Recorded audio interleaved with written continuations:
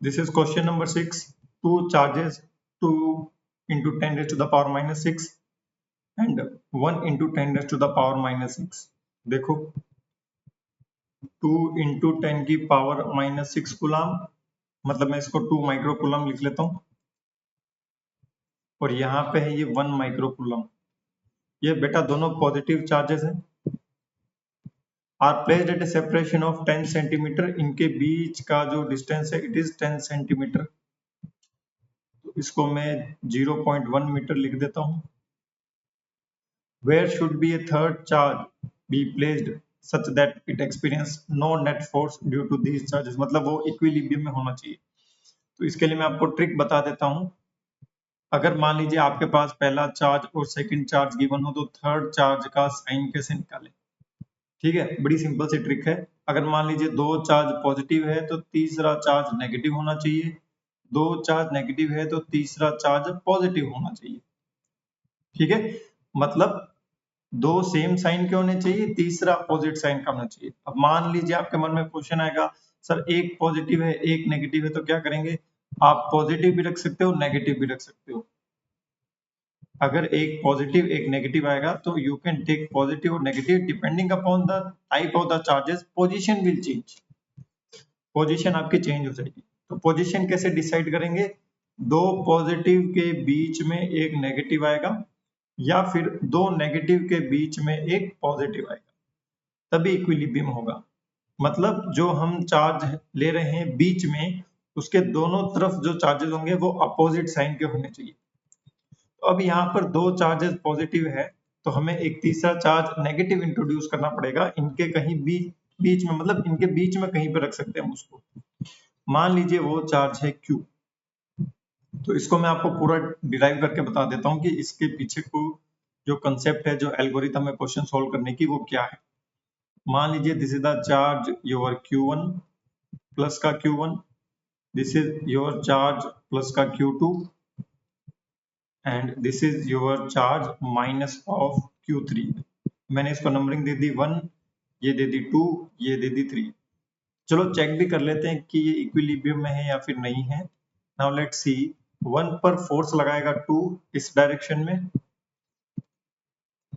this is the force on 1 by 2 and this is the force on 1 by 3 attractive force, force on 3 by 1, force on 3 by 2, force on 2 by 3 and force on 2 by 1।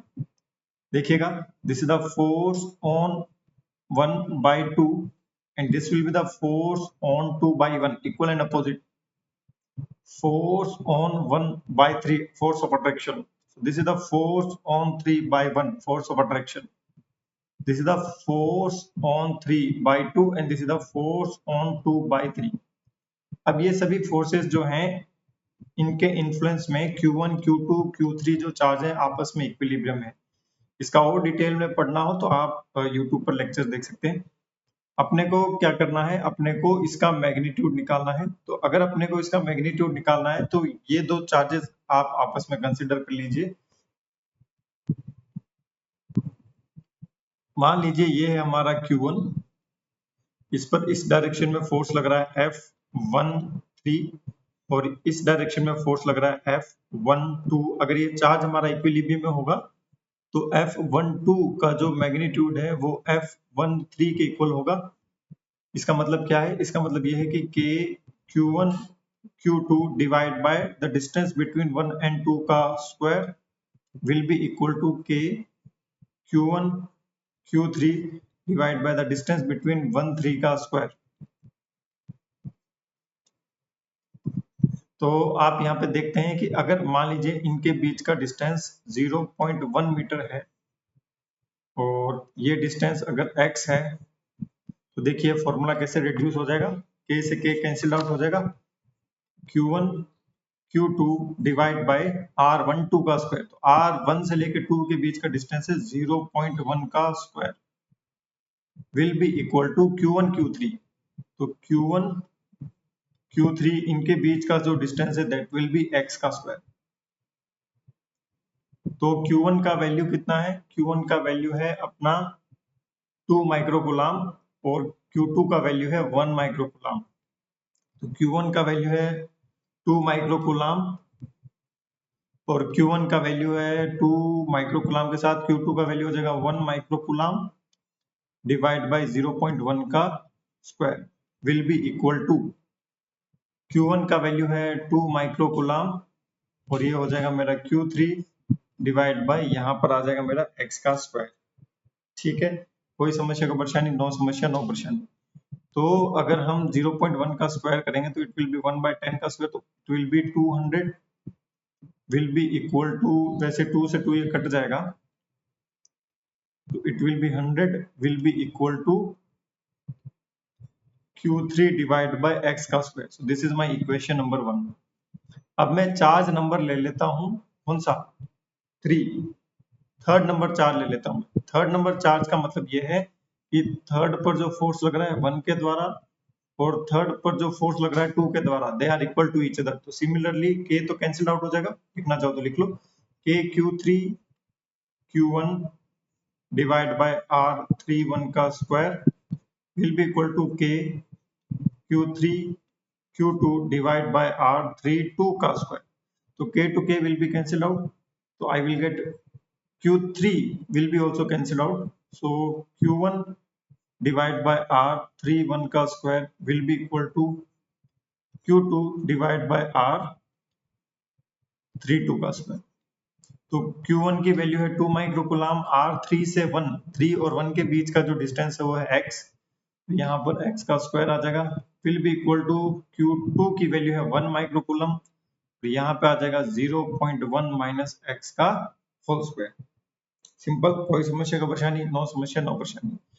तो root over of 2 divide by x will be equal to 1 divide by 0.1 minus में x। तो root 2 times of 0.1 minus root 2 times of x will be equal to x. So root 2 times of 0.1 divide by, ये minus वाला उधर चला जाएगा, तो ये हो जाएगा 1 plus root over of 2 will be equal to x. This is my equation number 2। ये मेरा इक्वेशन नंबर 2 है। ठीक है, तो अगर मान लीजिए हम सारी चीजें सेंटीमीटर में ही लेते हैं तो उसको आप सेंटीमीटर में कंसीडर कर सकते हो, मीटर में लिया तो भी कोई दिक्कत वाली बात नहीं।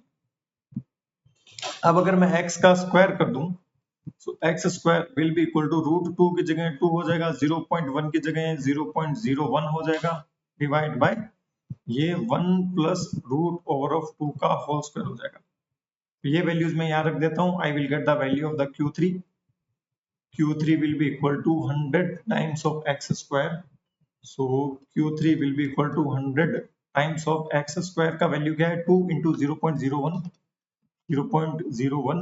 डिवाइड बाय 1 प्लस रूट 2 का होल स्क्वायर, 1 प्लस रूट 2 का होल स्क्वायर।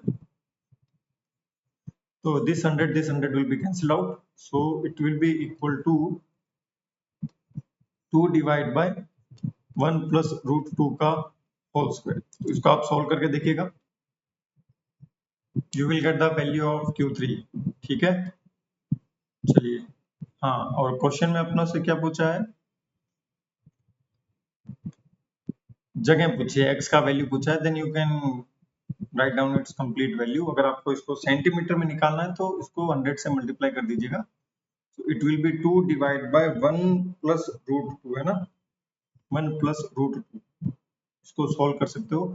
तो इसको अपने कैसे कर सकते हैं? 1 प्लस रूट 2 का होल स्क्वायर, तो 1 प्लस 1.414, नहीं, इसको, ये तो स्क्वायर का वैल्यू है ना, ये स्क्वायर वाला वैल्यू नीचे, अपने को तो x का वैल्यू चाहिए। x का वैल्यू कहाँ है बेटा?